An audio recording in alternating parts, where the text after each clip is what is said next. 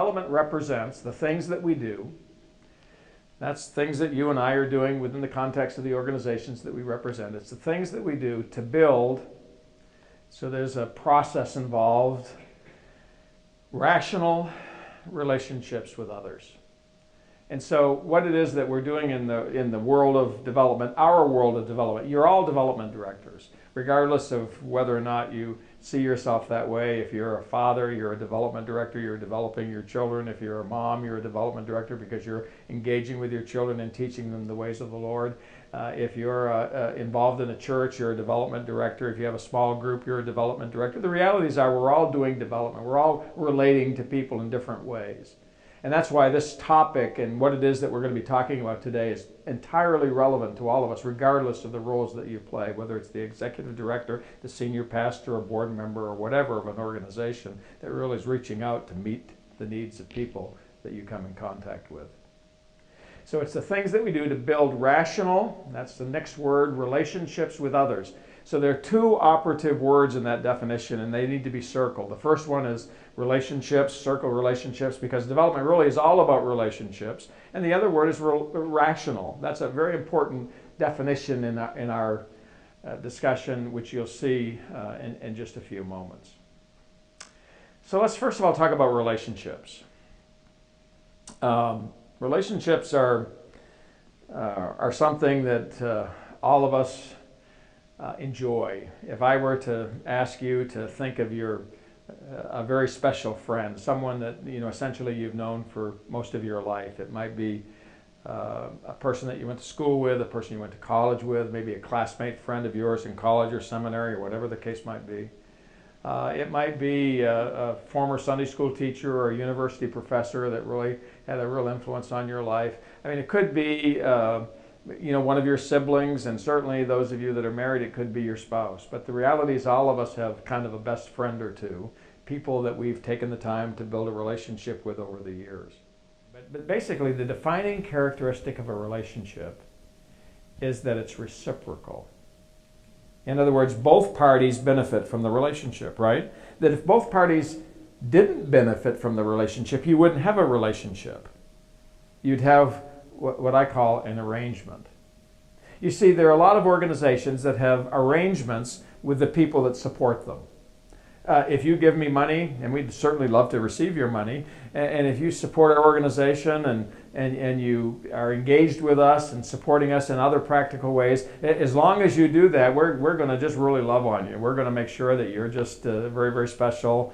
We're going to send you cards. We may send you thank you notes. We may give you a gift at Christmas time, and if you're a really, really, really, really, really big donor, then we might give you maybe a little bit better gift than we might give the average donor, or whatever the case might be. But as long as you perform, everything's just fine. But if you were to stop, becoming engaged, then the likelihood is that you probably wouldn't be treating these folks in much the same way. And that's fairly common to some degree. But the realities are, there's the sense of the fact when that happens that you kind of have felt a bit manipulated. Have you ever felt manipulated?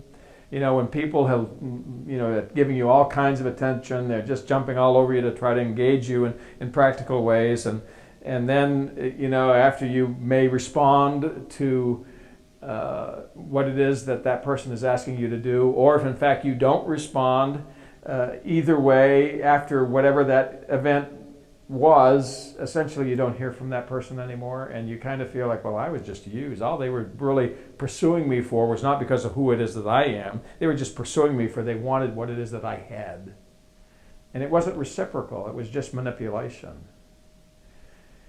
And so a relationship that's not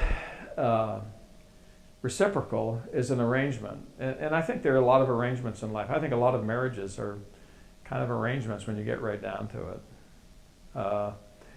The illustration that I used this morning, my wife and I, went on our honeymoon after we were married, and that's what everybody that does that gets married. But imagine, after the marriage and the honeymoon, where we're kind of sitting down and negotiating some things that we didn't negotiate before in courtship. because we didn't have, some of the issues that now we have in a new kind of relationship. So imagine this conversation. I'm sitting down with Sue, and I say, "Oh, Sue, golly, we forgot to talk about some things, but of course it wasn't relevant now. But now that we're husband and wife and going to live with each other till death do us part, I guess we probably ought to have this conversation." And so I bring out a sheet of paper and I draw a line down the middle of it, and I say, "Okay, I'm going to write Sue over here, and I'm going to write Jerry over here." And I think it would be important for us to know, who does what in the house, so that we can kind of work together in all these things that are going to be a part of our lives now that we're married. And so let me just talk to you about what it is that I'm expecting you to do. Now, those of you that are ladies here are beginning to say, "Now, what is he going to say?" But let's say, and I didn't do this, by the way, so just, before you throw rocks at me, okay, just know that I didn't do it this way. But let me suggest that I said, "Okay, now, I mean, obviously you would, take care of the house needs. You'd do the laundry and you'd make sure the house was always clean, because I really don't like a mess, and that everything was vacuumed before I came home. And of course you'd bear the children that we would have, and you would care for them, and you would probably educate them and train them. You would look after the dogs and make sure that they never did anything bad in the house. You would prepare all the meals, and when I come home, you'd be dressed, and you have your hair combed beautifully, and you'd look just like you came out of a magazine. And I would come home, and you would take my shoes off, and you'd make sure that I was comfortable in my favorite chair, and so that would be kind of the things that I would expect of you. Now, on my part, of course, I mean, I have responsibilities as well, and I certainly know that. I am going to work, okay, and I'm going to generate money, and I'll give you an allowance so that you basically can take care of the things that are on your side of the chart. I would contribute to providing the things that are needed to produce a child. I'll take care of that. I'll produce the children for us. You just take care of them and birth them and so forth. I'll take care of my part, and you take care of your part. Let's see, what else am I going to do? I'm going to golf every Saturday morning. Usually I leave about 7 or 7:30. I go out with the guys, and I'll come back around noon. Now, I'm going to be traveling all week, but I'm going to take my golf time because that's very important to me. These are really important relationships, as you clearly know. And let's see, is there anything else? No, I think that's pretty much what I'm going to do. This is what you're going to do. Now, I know your list is a little bit longer, but of course you don't work. And so you just, kind of do that part, and I'll work and take care of that burden. And as long as you don't do anything on my side of the chart, perfectly fine. And I promise you, I won't do anything on your side of the chart. Now, all of a sudden, I suspect those feelings of warm hospitality and deep love that were expressed just the day before she looked into my eyes and said, "For richer, for poorer, for better, for worse," are not necessarily the words that are going through her mind. She's probably saying, "What kind of an idiot did I just marry?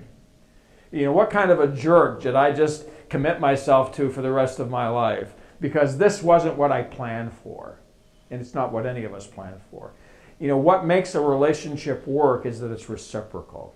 That we're working together. I benefit, you benefit. We all benefit from this relationship. And that's what we're doing in the world of development. We're seeking to build, those kinds of relationships with people that we recognize as having an interest, perhaps, in what it is that we do. Now, we're going to continue to develop that in just a few minutes.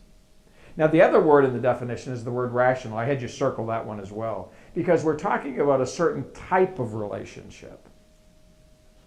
You see, here's a phrase that I want you to remember. In the world of relationships, it's emotion that brings us together. It's rationalism that keeps us together. That's a very, very important phrase. Because if you think about relationships, whether it's with an individual or whether it's with an organization, if you're thinking about an individual, we're all drawn to people initially emotionally. Think about marriage. There was a time in which I saw Sue for the first time, and I can tell you where she was standing, I can tell you what she was wearing. She had long dark hair and braces on her teeth. She sparkled when she smiled. I mean, she was just a remarkable person. She was witty, she was smart, she was intelligent, intuitive, and all these wonderful virtues that I could see almost immediately. And there was something that happened. And it's, love is hard to explain, isn't it? It's not like, oh, wow, I mean, she's like really, really different. And it was emotion that drew us together. In the context of your organization, people are going to initially support your organization, engage with you in the ministry in which you're involved. They're going to initially do that and be moved emotionally. And stop and think about the organization of which you're a part. You know, you were a part of an organization. You're supporting some organizations, perhaps financially, that you became involved in years ago. But initially, you were drawn to them emotionally.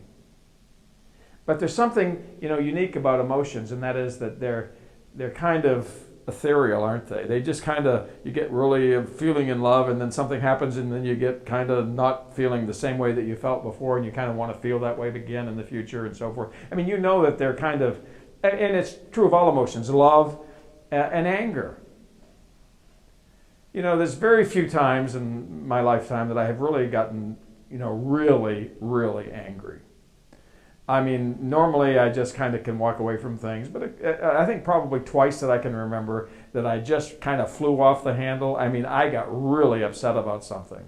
And I kind of expressed it in ways that probably weren't appropriate. Now, my wife is very, very kind, and it wasn't her that I was angry with, but it was something that she was, you know, essentially there when I kind of blew up. And later, the next morning, she says, well, or like 2 days later, she says, you were really angry on Saturday. And I says, yeah, I really was. What was it that I was really angry about? I mean, like I couldn't even remember what it is that I was angry about, but at the moment, it seemed like something really worthwhile to be angry about. But it's a very fleeting thing. Emotions are a fleeting thing. So in the world of development, what we're trying to do is we're trying to build relationships with a particular quality. And when I talk about rational, I would like to see that as a kind of a synonym of substance, like substantive relationships. You really got something to hold on to, right? That's substantive.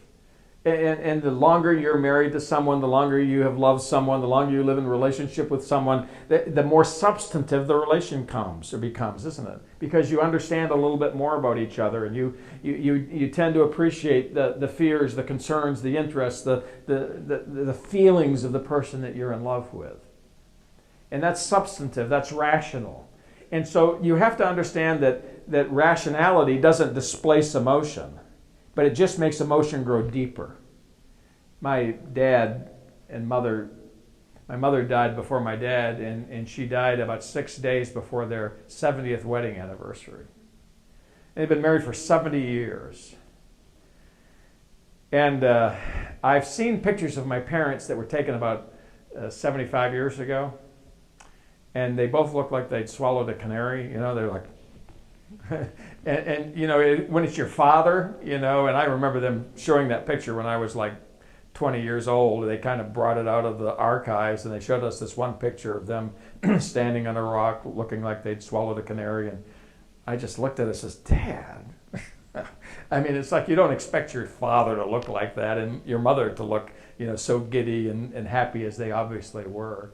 And so you could tell that they were really in love. But when my mother died, she was in a nursing home at the time, and the people at the nursing home called my dad one afternoon, and she said, well, you probably need to come.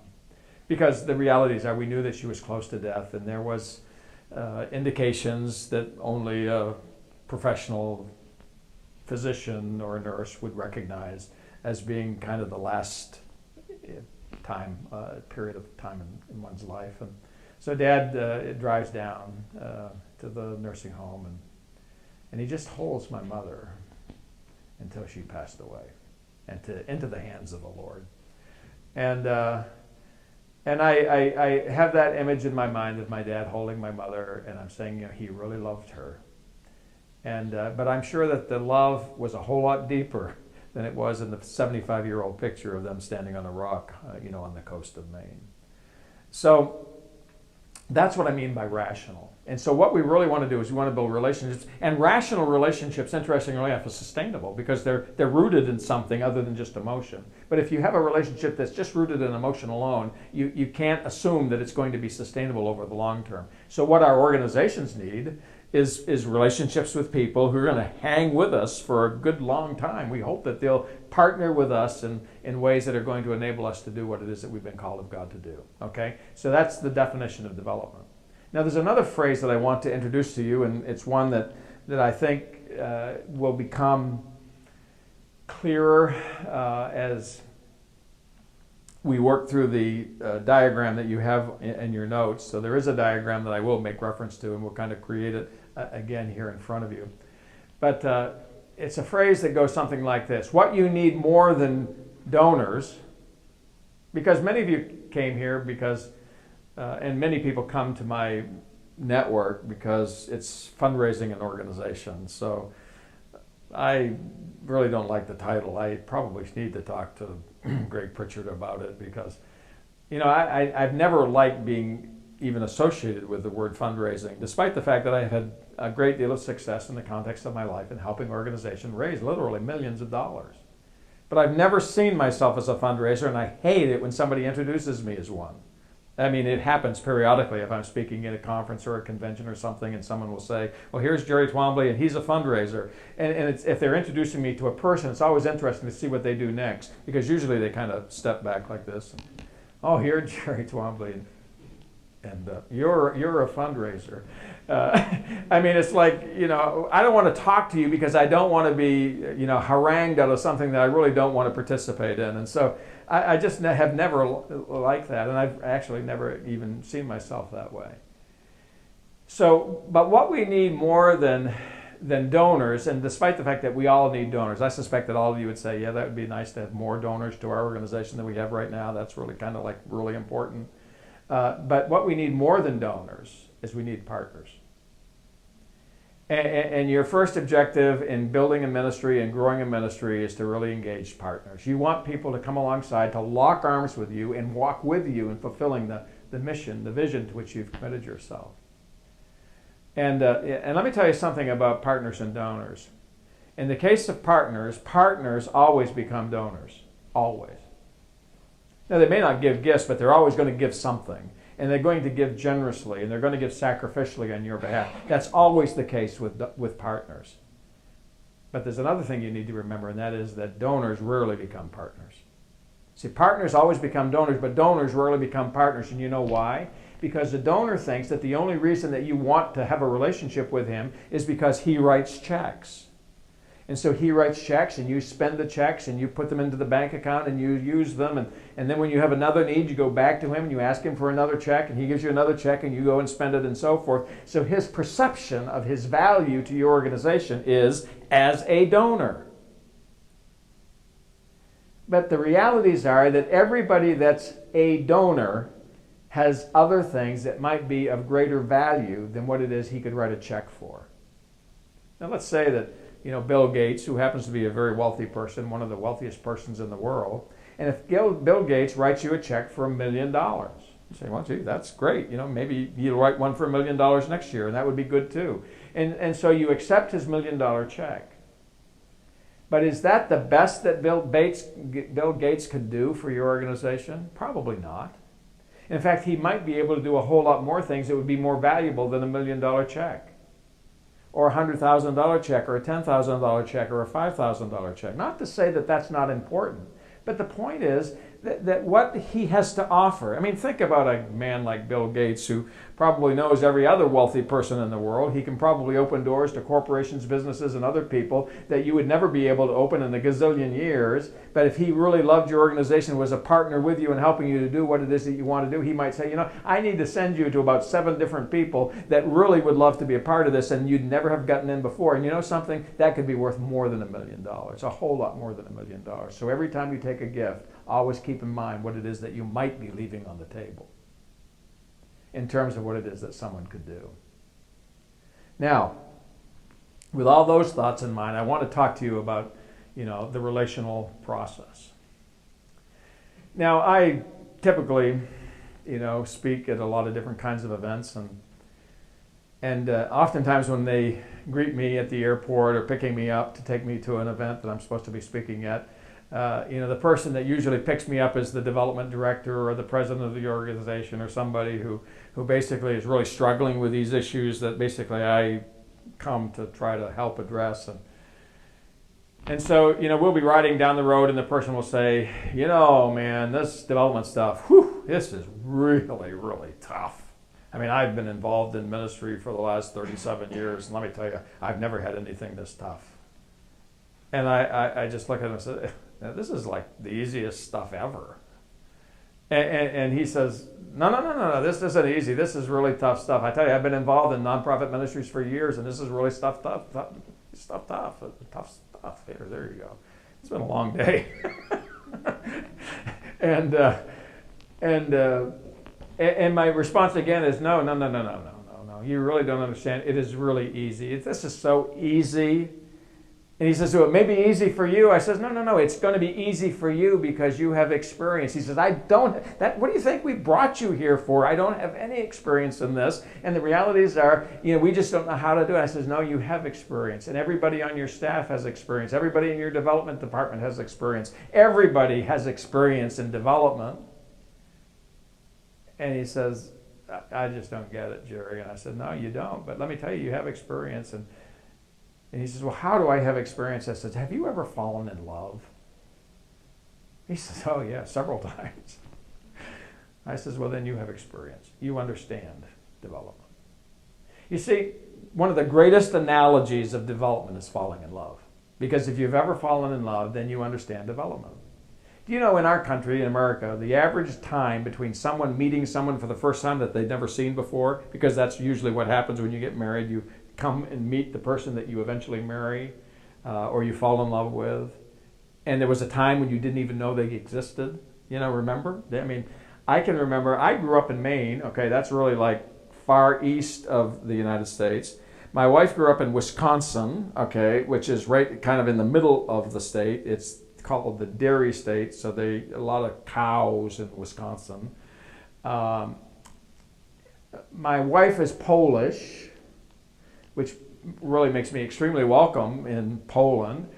She's Polish, and we were like Americans. I don't even know what we were. We just kind of showed up on the beach one day, and who knows who we are. We've never been able to figure it out, but I think we were from England eventually or earlier. But the whole point where we came from totally different backgrounds. My father was a fisherman. Her father was a tool and die maker at an auto manufacturing plant. And he happened, even worse, at least from my father's perspective, he happened to be the president of the labor union of that particular factory. Well, my dad didn't really have an awful lot of good to say about labor unions. And so here we have two different people, two different backgrounds, two different cultures. We come together, we meet at the same place at the same time, and 10 months after that meeting, we were standing in front of a pastor saying, for richer, for poorer, for better, for worse, in sickness and health, until death do us part. Now the question is, what happened? What happened in 10 months that would cause me to make that kind of a commitment to a person, to commit my life to her until I died? Well, if you get it, you understand development. The average tenure, actually in America, if you're just curious, is 1.2 years. 1.2 years from the time that they first meet to the time that they commit their lives to each other. Now, sometimes I was talking this morning with my group, and some people, took a little bit longer. Anybody less than 10 months married that, had a courtship for less than 10 months? Am I the winner today? Whoa. Okay. Who's next after 10 months? Anybody like within a year or a year and a half or so? Oh, well, there you go. That's good.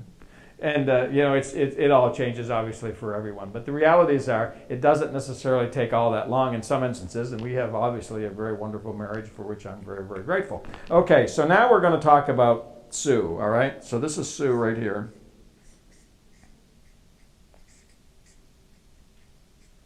And this is Jerry down here. And this is Sue and Jerry before they even had met anybody. Okay, and she's in Wisconsin, I'm in Maine, and we didn't even know each other existed. Now there came a point in time, and this is, we're trying to, and as you see this, what we're trying to do is we're trying to essentially replicate a process that took place in falling in love that basically needs to be replicated in anything you do developmentally. So just kind of think about what it is I'm going to say with you, and then, or say to you, and then ask yourself the question, what would be a counterpart to that within my world of my nonprofit, okay? So just so that you're keeping that in mind. Now, let's just put a diamond here. And that diamond is when we stood in front of a pastor and committed ourselves for the rest of our lives to be with one another.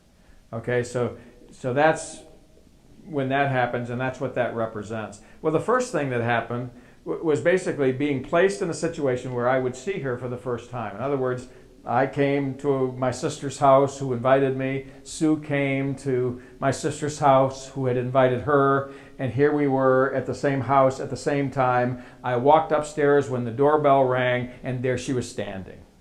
Okay, so that was the first time I had ever laid eyes on her. And I was really, kind of taken back because I wasn't really expecting the feelings that I had, the response that I had when I saw her. I certainly was having a hard time kind of grappling with the emotions of it because they were just kind of flying all over the place, which is oftentimes the case in those situations.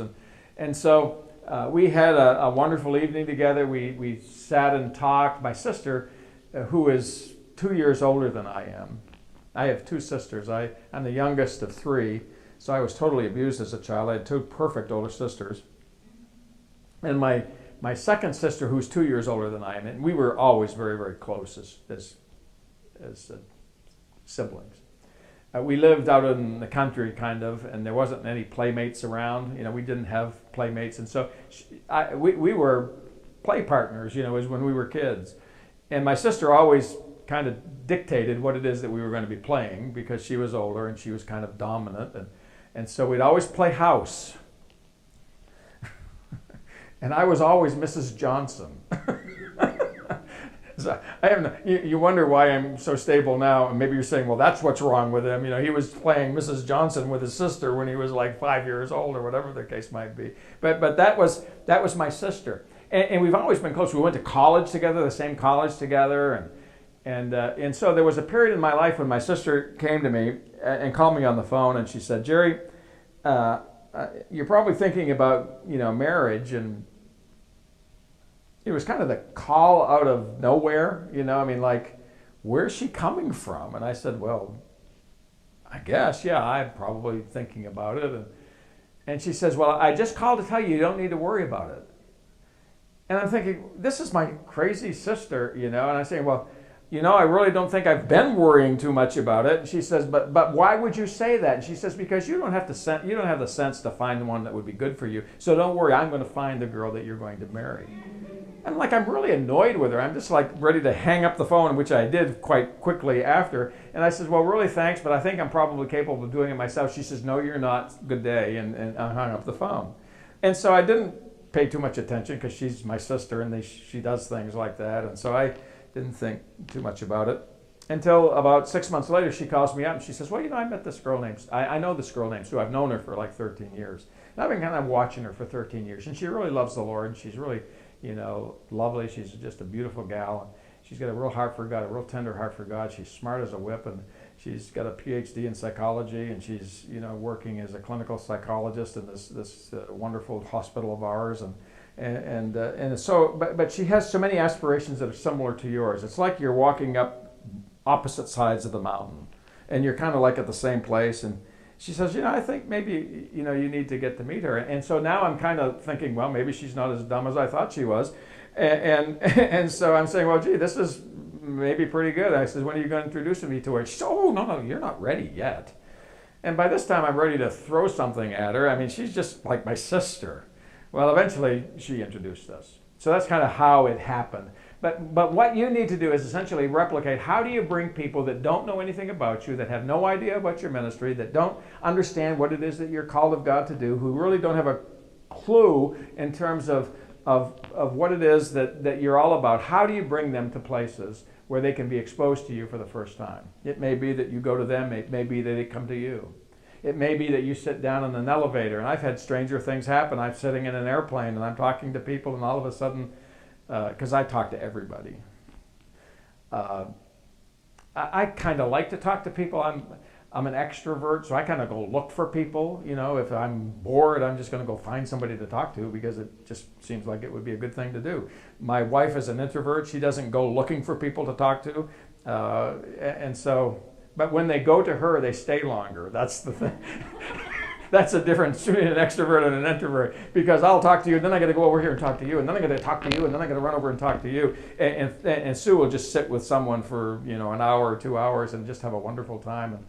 And that's the difference between an extrovert and an introvert. Okay, so, but how do you do that? I sit on airplanes and I'll talk to people, and all of a sudden, and it's really unbelievable some of the connections that I've made, because eventually, there's something in common, and then I'll ask them a question, and then eventually the guy says, "Is that what you do?" I said, "My wife works for a theater, and she really needs to learn some of the things that you know." And I said, "Well, have her give me a call," and lo and behold, she gives me a call. And so I get working with all these kind of interesting situations, but those are exposure opportunities. Now, there's another part of this that I'm not going to talk about, but it's something that may be in another section that you'll want to listen to if it's available. I'm not even sure that I've looked at what I'm speaking on this week. Okay, the next step was a first date, okay? So we kind of remember that too, don't we? The first date is kind of characterized by something that's quite common, and that is the personal pronoun. See, the personal pronoun, I and me, basically, I am trying to convince Sue that I am the best take ever. I am trying to convince her that you really don't want to miss this opportunity. And so I am kind of, telling her about myself. Now, my sister had done a pretty good job telling her about me. So I really couldn't fib too much, because she kind of knew the real truth. And so, but I'm trying to say, she says, "Well, you have your own business." And I said, "Oh, yeah, I do." And she said, "Well, how did you do that?" I said, "Well, let me tell you how." And I'm kind of like just making her think that I'm just like the next, Bill Gates or something. I don't know. But anyway, she's trying to, and then, but to my credit, she was doing the same thing. But she was, women are just so much more subtle, She says, "Well," I said, "Well, did you go to college?" She says, "Yeah." I said, "Well, where did you go to college?" And she says, "Well, which one?" And I said, "Well, how many did you go to?" And she says, 6. And I'm thinking, oh, okay. "And how many degrees do you have?" Let's see, let me count them now. There's 1, 2, 3, 4. I have 5. And I says, "Well, that's really good. What did you do in the 6th school?" or the 6th, degree, or whatever the case might be. But she's like, really. But we're trying to convince each other that we really would determine whether or not this could be something that could work, right? And that's what you're doing. And after the first date, it wasn't more than 24 hours that I called her and said, "Hey, listen, I got tickets to a ball game. Would you like to go?" She says, "Yes." And that was really a good sign, because she had dated a lot of other guys, and they'd call her back, and they would say, "Well, Sue, do you have something to do tomorrow?" And she says, "No." "Yes." "And do you have something to do on Friday?" "Yes." "What about Saturday?" "Yes." She says, "In fact, I'm busy for the next 365 days, which means that I really don't want to talk to you." Okay, so when she said yes to me, I'm thinking, yes, and so we went on a second date. And the second date, it becomes a little bit different, doesn't it? Because on the second date, what you're doing is you're taking the conversation to a different direction. You're talking about, well, what is it that interests you? What are the we're now talking about, one another, and we're learning a little bit more about each other, which is always the case, because every time that we meet, we're growing a little bit deeper. Now, let me show you this. It's emotion. Remember I said it's emotion that brings us together. It's rationalism that keeps us together. But you need to understand that emotion doesn't displace, or rationalism doesn't displace emotion. What happens is that it just grows it deeper. You see, this is where my parents were when they got married. This is where they were when my mother died.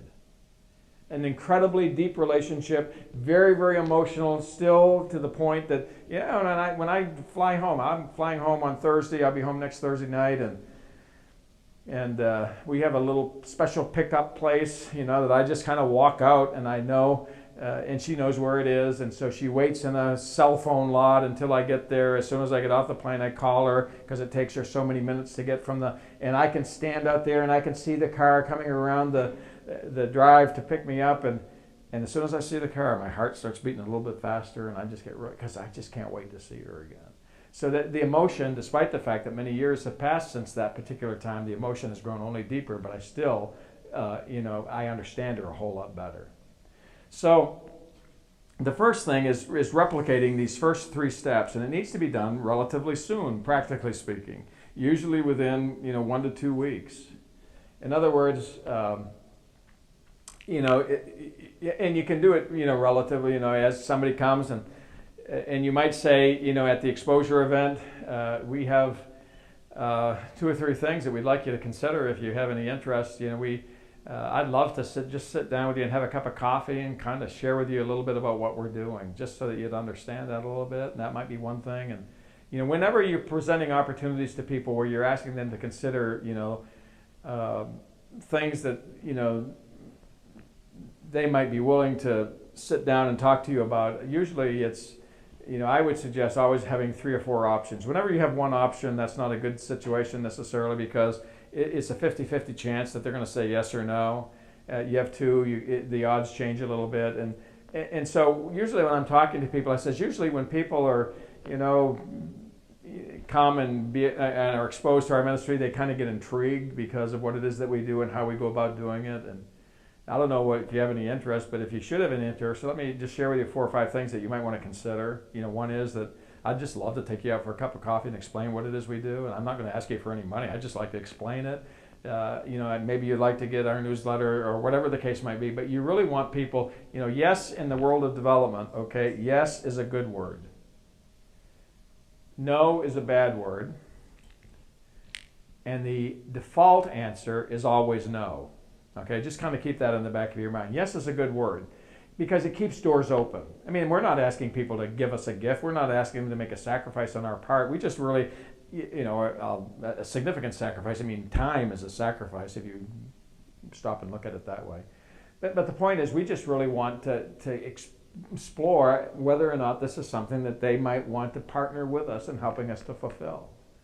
And so we usually provide 4 or 5 opportunities that they might want to consider, and maybe that sitting down and having a cup of coffee is like a first date, and we're just kind of talking about one another. Do you have any questions about what it is we do? I mean, if you were in our situation, did you see things that as you watched them and you saw them unfold that brought about some level of curiosity? Was there some things that you wondered why they were being done this way or whatever? And just kind of ask them questions and try to assess, whether or not this is something that might be of interest to them.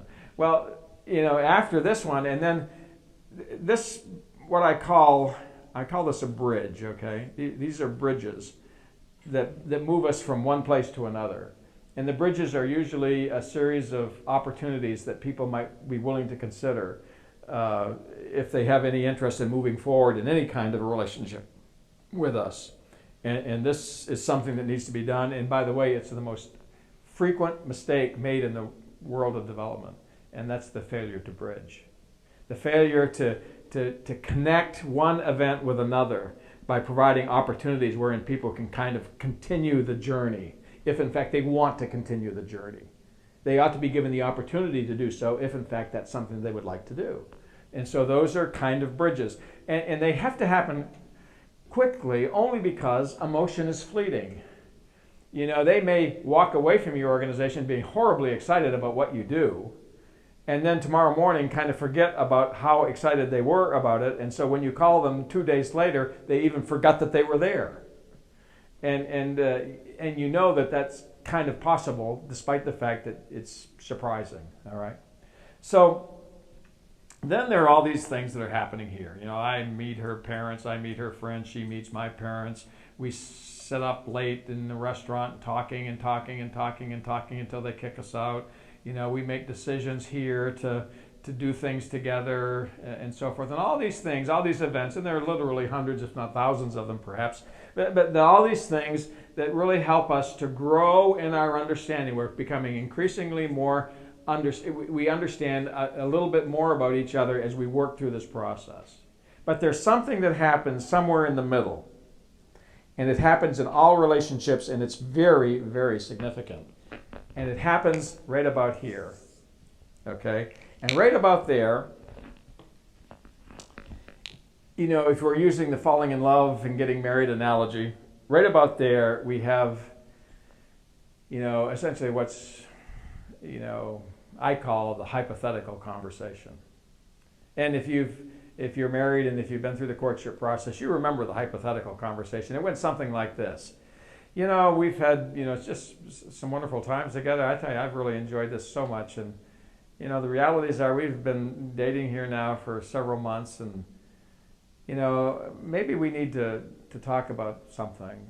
And she says, well, what would that be? I said, well, and I'm kind of, trying to pace this, so that it doesn't sound too awkward. I said, but what if, what if, just a minute, what if we were to consider taking this to the next level? Now notice what happened. See, all up to this point, the pronouns have been I and me.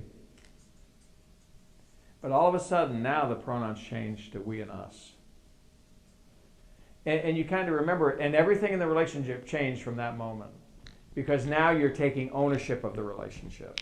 Now you're saying, what could we do? And everything changes. And you probably remember that happening when all of a sudden the pronouns change, and now the relationship has gone to a totally different level almost immediately. And now we're talking about things that we didn't talk about before. And then eventually, as the further you go down the road, we're talking about wedding preparations and all the other things, that obviously become a part of bringing us to this particular point.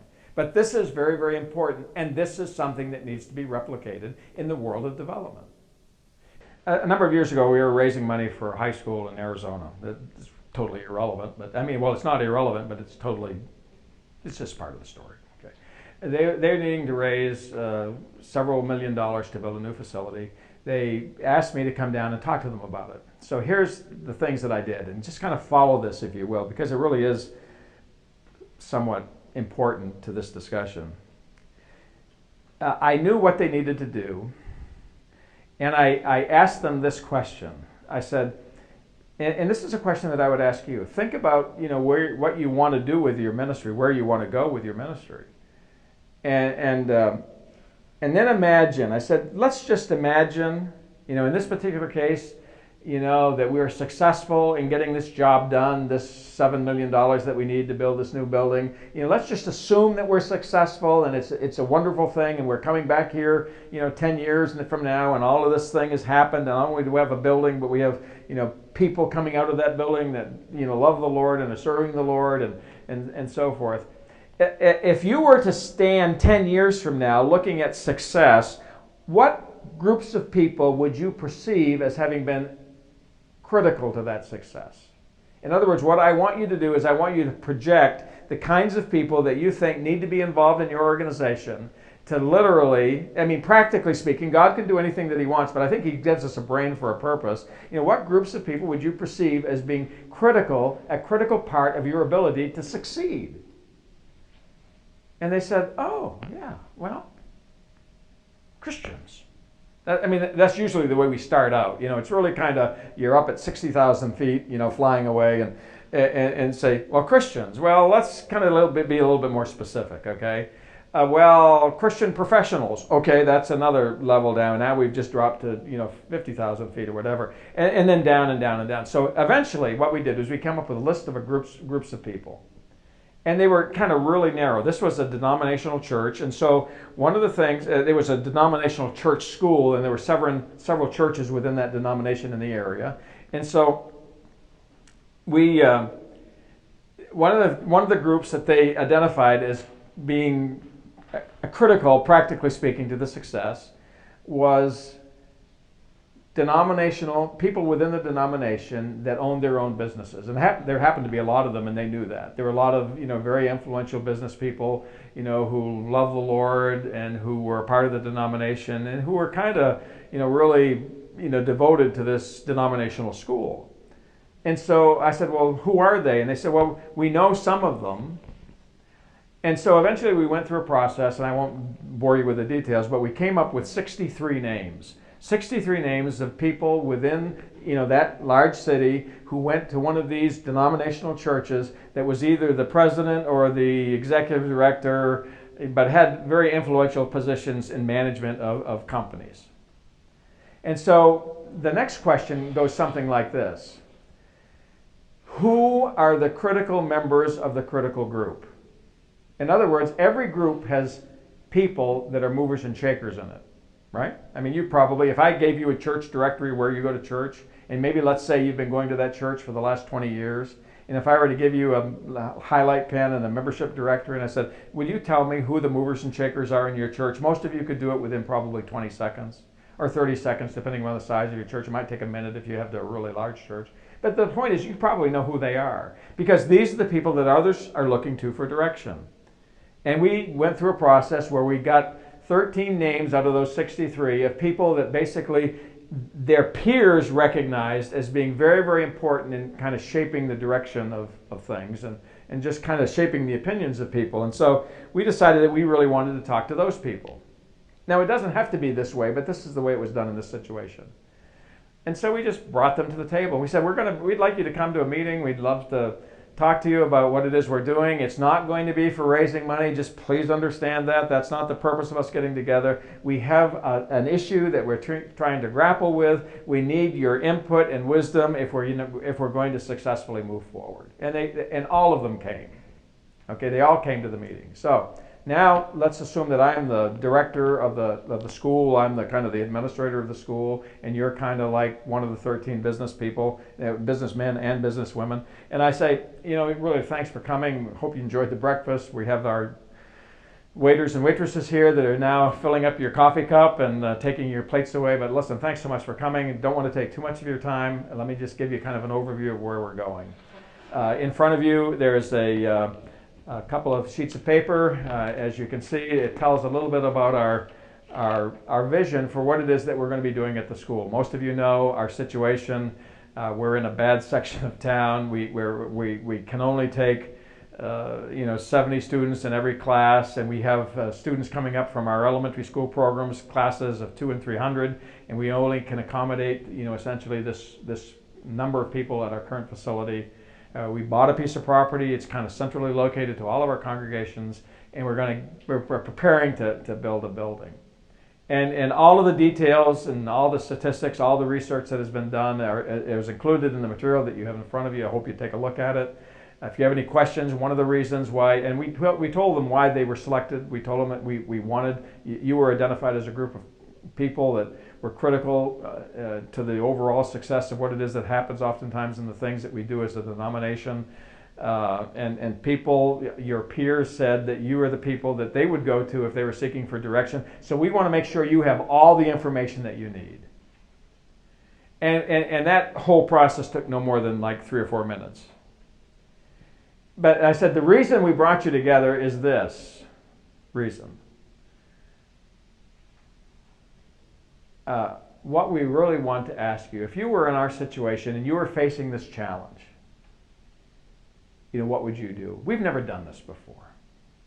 I mean, literally, we have never had a campaign in the history of our school. We have never done anything that's even remotely looks like this.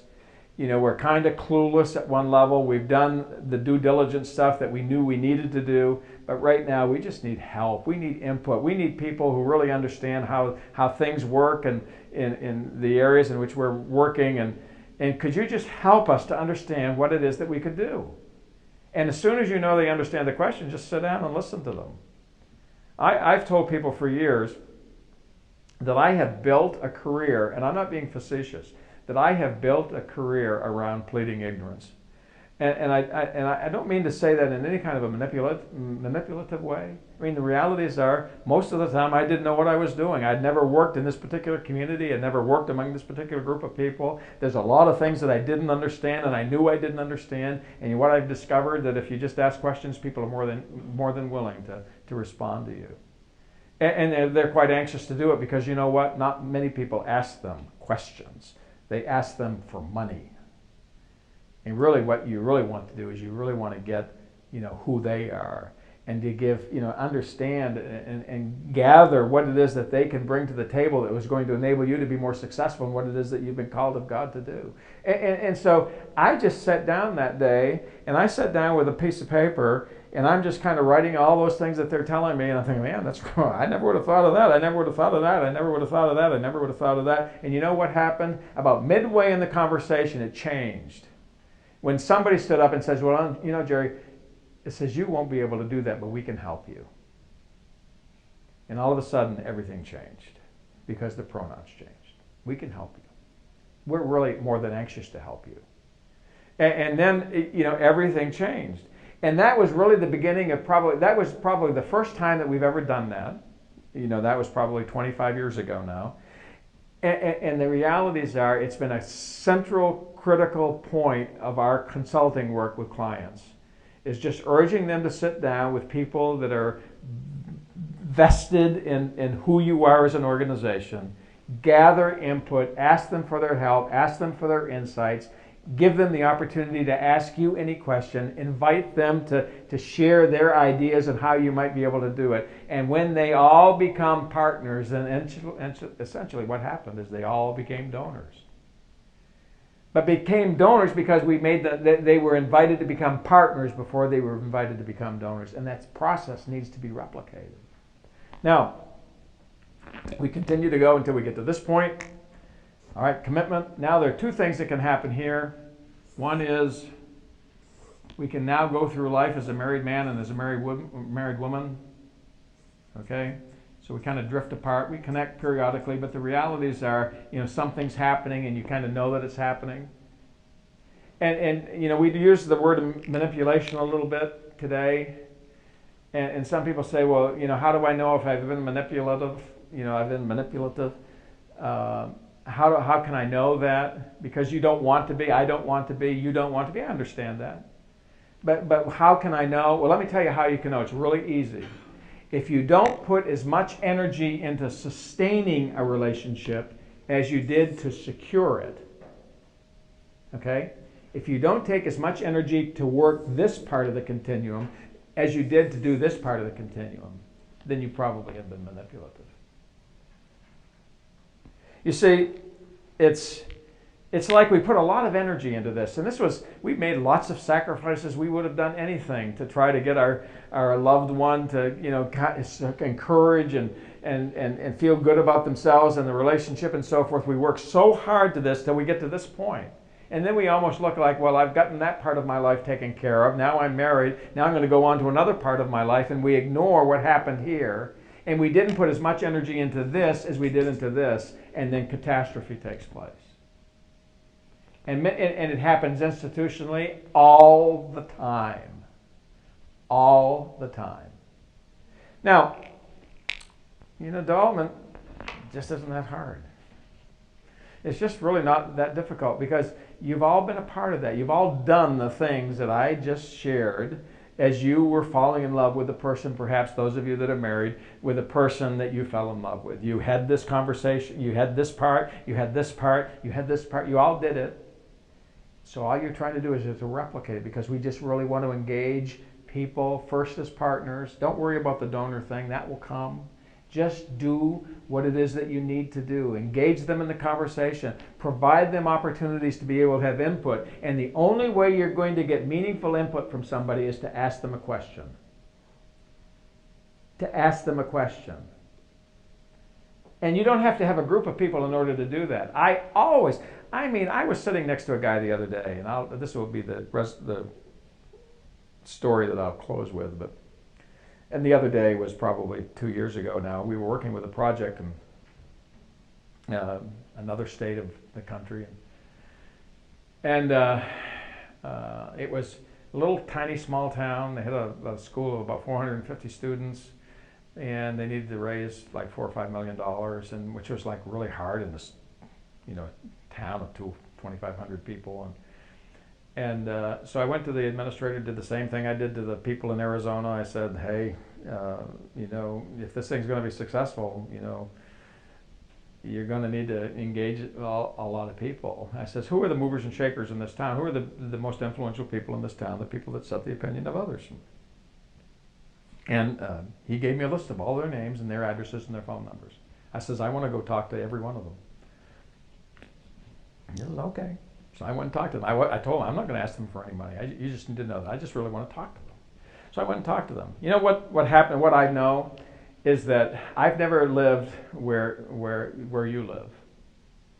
But you know something? I know that in every town that I have ever been in, there are a lot of landmines around.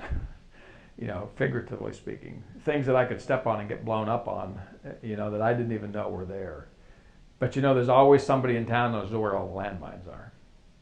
And so I'm just trying to find where the landmines are, because it's not necessary to, get blown up if you don't need to get blown up. And so I'm just thinking, I want to know where the landmines are. And so I just sat down with people and I said, the conversation would go something like this.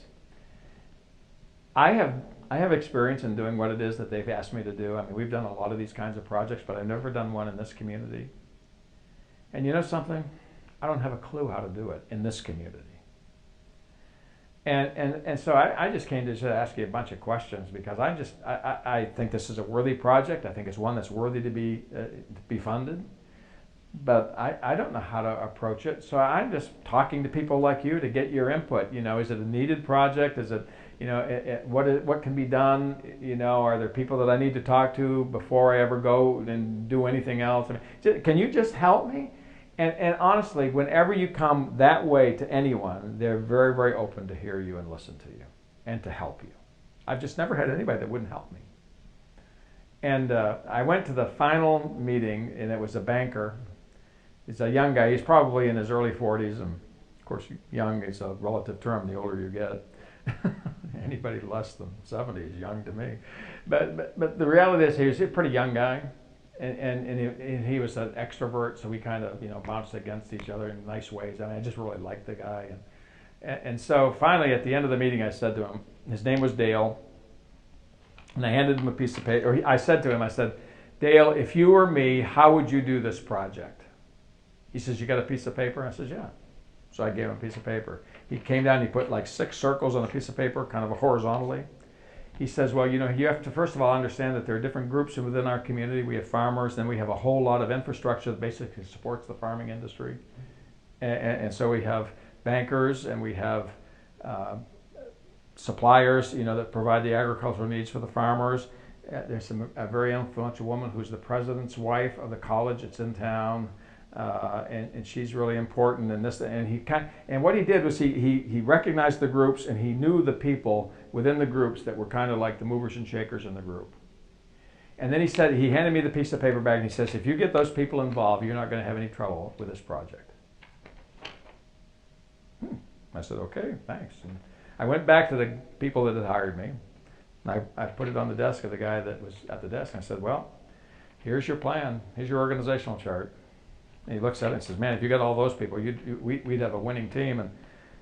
And I said, well, up here on the top, I says, you need to get Dale Vandenberg, because he was the guy that gave me all the information. If you can get him to recruit these people, I think you're going to be home free. In 3 months, we raised $5 million. We actually oversubscribed to the process, and it was done. But many times, if you don't ask anybody, about 3 months after, and you probably have had this happen to you, about 3 months after, you'll hear someone say, I could have told you you shouldn't have done that. And we kind of knew it was going to happen. We knew there was going to be a train wreck. We were just all gathering at the train tracks just to watch the wreck happen. And you think, but if you had asked me, I would have told you. Well, why don't you just ask first rather than to face the consequences later?